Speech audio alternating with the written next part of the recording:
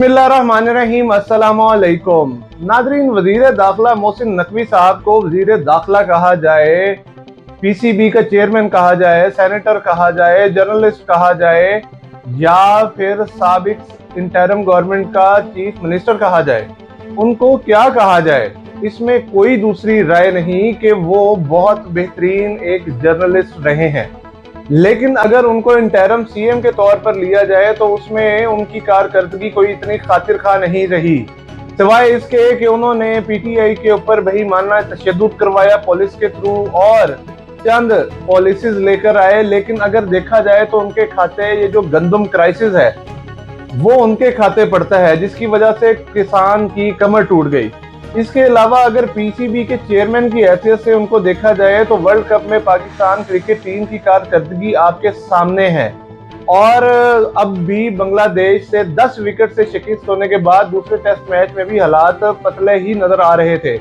और अगर उनको वजीर दाखिला के तौर पर देखा जाए तो पाकिस्तान में एक दफा फिर बहुत बड़ी टेररिज्म की वेव आई है और वो कोयटा जाकर ये कहते हैं कि परेशान होने की बात नहीं, और परेशानी इस बात की नहीं है कि टेररिज्म की वेव आई है। परेशानी ये है कि वजीर दाखिला तो आप हैं हमारे, और इसके साथ साथ अगर उनकी बहैसियत सेनेटर देखा जाए तो उनका किरदार भी बड़ा मायूब सा है, विकेट के दोनों तरफ खेलते हुए नजर आते हैं।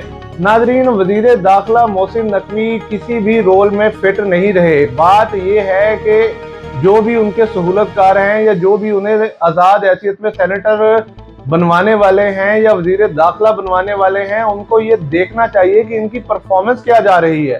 सिर्फ किसी जगह पर पहुंच जाना तो ठीक नहीं है। केपीके से लेकर बलूचिस्तान में अब तक कितने लोग मारे जा चुके हैं दहशतगर्दी के हमलों में, और देखा जाए तो दूसरी तरफ कच्चे के डाकू ही नहीं कंट्रोल हो पा रहे किसी तरह हमारे वजीर दाखिला साहब से। इसके साथ साथ क्राइम रेट पंजाब में भी बहुत बढ़ चुका है। सिंध के हालात तो आप जानते ही हैं कि आए दिन स्ट्रीट क्राइम्स में कितने लोग मारे जा चुके हैं। नाज़रीन, लेटेस्ट वेव में अगर देखा जाए तो कोयटा में चमन फाटक पर सिक्योरिटी फोर्सेस की चेक पोस्ट के करीब धमाका, 2 अफराद दोबारा जख्मी हो गए।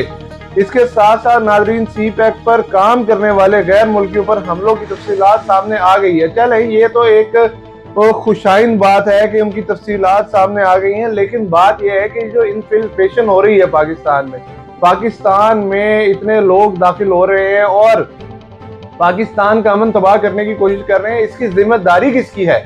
बॉर्डर सिक्योरिटी जिम्मेदारी किसकी है? और पाकिस्तान के अंदरून में अमन कायम करना जिम्मेदारी किसकी है? पाकिस्तान क्रिकेट टीम को बेहतर तरीके से मैनेज करवाना जिम्मेदारी किसकी है? अगर उसकी बुरी परफॉर्मेंस होती है तो जिम्मेदारी किसकी है? तो मोहसिन नकवी साहब को इन सारी चीजों का जवाब देना पड़ेगा और देना चाहिए भी। फिर नाजरीन, इमरान खान साहब ने एक बार फिर अडियाला जेल से बातें की हैं। उन्होंने ये बात कही है कि जमहूरियत की बातें करने वाले खुद बूट के आगे लेट कर ही आगे आए हैं।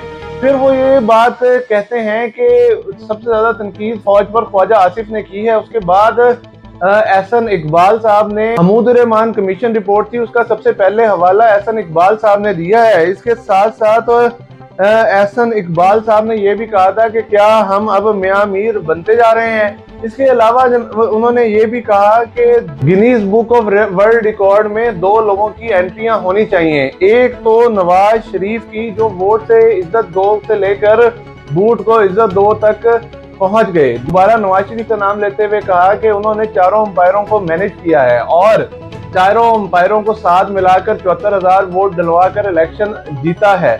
नाजरीन, मजीद उन्होंने ये बात कही है कि 9 मई उन्होंने ही करवाया है, जो 9 मई की सीसीटीवी फुटेजेस अभी तक सामने नहीं ला रहे। उन्होंने मुज़ाकरात के हवाले से बात करते हुए कहा कि हमने महमूद अचकज़ई को मैंडेट दिया है कि वो हुकूमत से बातचीत करें। हम हुकूमत से बातचीत इस वजह से नहीं कर सकते कि अगर हम हुकूमत को मान लेते हैं तो हमें उनका चोरी शुदा मैंडेट भी मानना पड़ेगा। फिर साथ के साथ उन्होंने ये बात कहा कि 8 सितंबर के जलसे के हमारे 3 मकासद हैं। एक, हमारा मैंडेट चोरी हुआ है उसको वापस लेना। दूसरा इस मुल्क को हकीकी आज़ादी दिलवाना, और तीसरा आज़ाद अदलिया।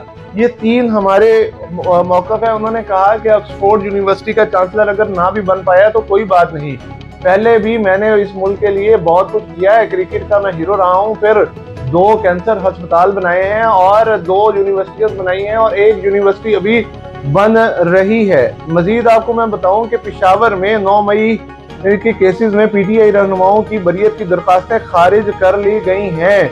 नाज़रीन, फिर ऑक्सफोर्ड यूनिवर्सिटी चांसलर का इंतखाब, बरतानवी अखबार के इमरान खान पर तनकीद।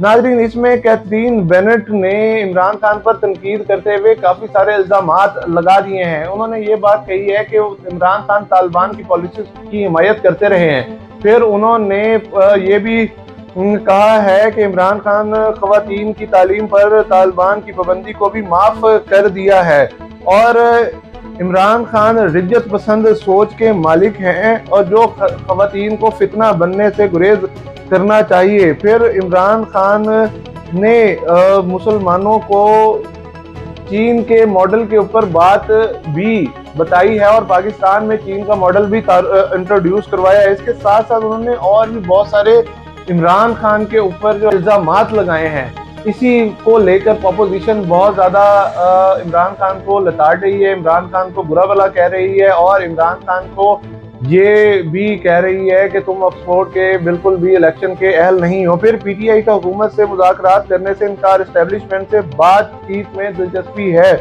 नाज़रीन, ये चंद दिन कबल ही रिहा होने वाले रऊफ हसन साहब का बयान है कि असल तो ताकत का महवर एस्टेब्लिशमेंट के पास है।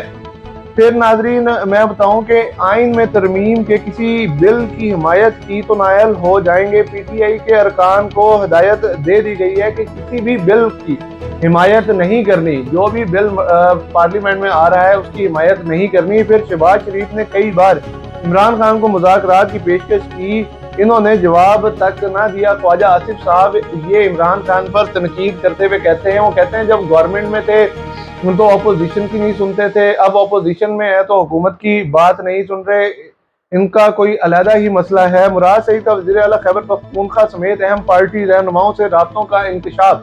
नाज़रीन, मुराद सईद भी बहुत अरसे बाद मंजरे आम पर आते हुए नजर आए हैं और इसमें कोई हर्ज नहीं है अगर पार्टी रहनुमाओं से बातचीत करते रहें। ये नाज़रीन क्या कहते हैं, अपोजिशन ने फिर इस पर भी तनकीद की थी जिसमें पीटीआई वालों ने ये बात क्लियर कट कह दी थी कि अगर जब इंटरिम गवर्नमेंट थी और सब वज़रा और वज़ीर आज़म लंदन जाते थे एक सजा याफ्ता चोर को के पास, तो इसमें क्या हर्ज है कि एक शख्स अगर अपनी क्या कहते हैं हुकूमत से या अपने लोगों से रब्ता करता है तो इसमें क्या हर्ज है। फिर ख्वाजा आसिफ साहब एक और बयान भी देते हुए कहते हैं कि पीटीआई बेसिकली इस्टेब्लिशमेंट से एनआरओ मांग रही है। पीटीआई इस्टेब्लिशमेंट के साथ मुज़ाकरात बार बार इसी वजह से करना चाहती है कि पीटीआई को अब समझ आ गई है कि अब उसकी दाल नहीं गलने वाली है और अब एनआरओ ही इसका हल है। फिर नाजरीन, बिजली 6 रुपए फी यूनिट सस्ती करवाने के लिए वफाकी हुकूमत का ड्राफ्ट आईएमएफ में पेश कर दिया गया है। वफाकी हुकूमत काफी कोशिशें कर रही है आईएमएफ को कन्विंस करने के लिए कि हमें बिजली सस्ती कर दें। फिर दिफाई शोबे के ऑडिट में संगीन माली बेज़ाब्तियों का इंकशाफ हुआ है। ये ऑडिट की एक रिपोर्ट आई है नाजरीन, जिसमें साल 2023-24 के हवाले से ये बात कही गई है कि हर एंगल पर जो है वो इंतज़ामी हो, वो माली हो, वो हर एंगल पर बहुत सारे जो है बेज़ाब्तियाँ नजर आई हैं। तो फौज को अपने इंटरनल ऑडिट को मजीद तकवीत देनी चाहिए, मजीद बेहतर करना चाहिए। फिर साबिक deputy superintendent Adiala jail Mohammad Akram को बरतरफ करने की सिफारिशात सामने आना शुरू हो गई हैं। नाजरीन, इसके साथ साथ आपको बताऊं कि पाकिस्तान में महंगाई तकरीबन 3 साल बाद सिंगल डिजिट में आ गई। नाजरीन, पहले जो महंगाई का रेट था वो 10.5 था, अब महंगाई का रेट कम होकर 9.64 पर आ गया है।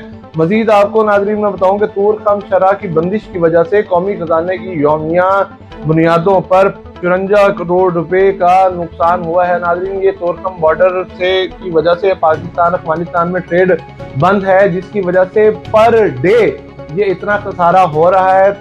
अफगानिस्तान और पाकिस्तान के रिलेशन आए दिन खराब होते हैं, जिसकी वजह से ट्रेडर्स बहुत ज़्यादा परेशान होते हैं। फिर शहर कराची बद इंतजामी की दास्तान सुनाते। सड़कें और बेहंगम व जानलेवा ट्रैफिक की वजह से बहुत सी जानें जा चुकी हैं। एक तो कारसाज इंसिडेंट हुआ, उसके बाद 2 इंसिडेंट और हुए हैं उसी दिन नाज़रीन, जिसमें 4 से 5 मासूम जानें गई हैं। इसके साथ साथ 2022 के रिकॉर्ड के एक ईदी साहब के रिकॉर्ड के मुताबिक 780 अफराद की डेथ हुई है।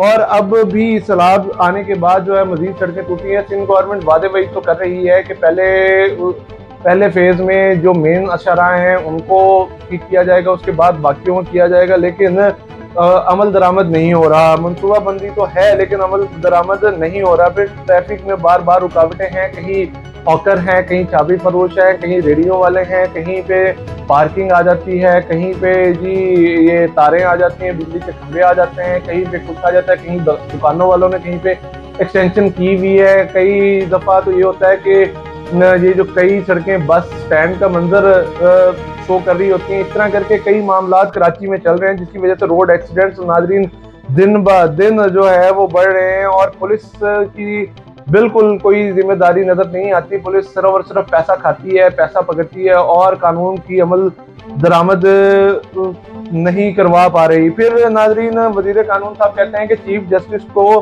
की तौसीह पर बार बार बात करना गैर जरूरी है, गलत है। हम चीफ जस्टिस साहब को बार बार जो है वो इस हवाले से तंग करते हैं, हालांकि चीफ जस्टिस का ऐसा कोई इरादा नहीं है। ऐसी बात ही को ख्वाजा आसिफ भी करते हैं। फिर नाजरीन दुनिया भर में 34 करोड़ 40 लाख बच्चे हीट वेव से मुतासिर हुए। ये एक नाजरीन तंजीम है सेव द चाइल्ड, उसने 2023 से 2024 जून तक का डाटा निकाला है, जिसमें उसने ये बात कही है कि बच्चे मुख्तलिफ वजूहात की वजह से भी खराब हुए हैं, लेकिन हीट वेव ने पूरी दुनिया में इतने बच्चों को नुकसान पहुंचाया है। नाजरीन अब तक के लिए इतना ही। मजीद जानने के लिए हमारे चैनल के साथ कनेक्टेड रहिए। अल्लाह आपका हामी नासर।